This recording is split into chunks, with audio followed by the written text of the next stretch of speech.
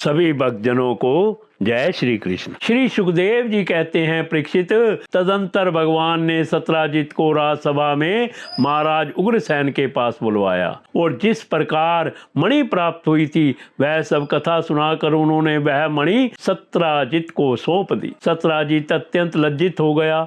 मणि तो उसने ले ली परंतु उसका मुंह नीचे की ओर लटक गया। अपने अपराध पर उसे बड़ा पश्चाताप हो रहा था।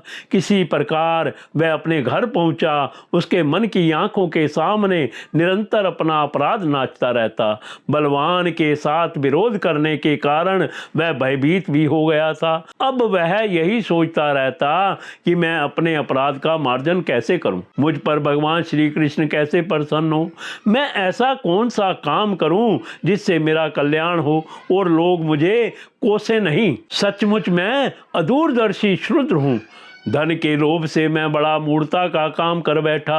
अब मैं रमणियों में रतन के समान अपनी कन्या सत्यभामा और वह समयतक मणि दोनों ही श्री कृष्ण को दे दूंगा। यह उपाय बहुत अच्छा है, इसी से मेरे अपराध का मार्जन हो सकता है, और कोई उपाय नहीं है। सत्राजित ने अपनी विवेक बुद्धि से ऐसा निश्चय करके स्वयं ही इसके लिए उद्योग किया और अपनी कन्या तथा सहमतक मणि दोनों ही ले जाकर श्री कृष्ण को अर्पण कर दी। सत्यभामा शील स्वभाव, सुंदरता, उदारता आदि सद्गुणों से संपन्न थी। बहुत से लोग चाहते थे कि सत्यभामा हमें मिले और उन लोगों ने उन्हें मांगा भी था, परंतु अब भगवान श्री कृष्ण ने विधि पूर्वक उनका पाणी ग्रहण किया।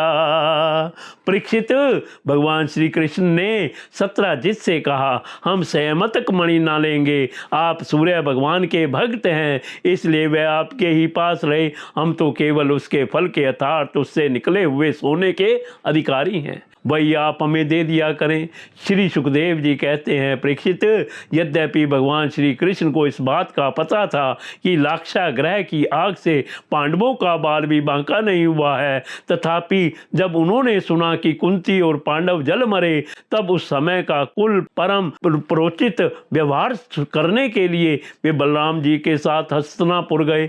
वहां जाकर भीष्म पितामह, कृपाचार्य, विदुर, गंधारी और द्रोणाचार्य से मिलकर उनके साथ समवेदना सहानुभूति प्रकट की और उन लोगों से कहने लगे, हाय हाय, यह तो बड़े ही दुख की बात हुई। भगवान श्री कृष्ण के हस्तिनापुर चले जाने से द्वारिका में अक्रूर और कृतवर्मा को अवसर मिल गया। उन लोगों ने शतधन्वा से आकर कहा, तुम सत्राजित से मणि क्यों नहीं छीन लेते? सत्राजित ने अपनी श्रेष्ठ कन्या सत्यभामा का विवाह हमसे करने का वचन दिया था और अब उसने हम लोगों का तिरस्कार करके उसे श्री कृष्ण के साथ ब्याह दिया है। अब सत्राजित भी अपने भाई प्रसेन की तरह क्यों ना यमपुरी में जाए। शतधन्वा पापी था और अब तो उसकी मृत्यु भी उसके सिर पर नाच रही थी।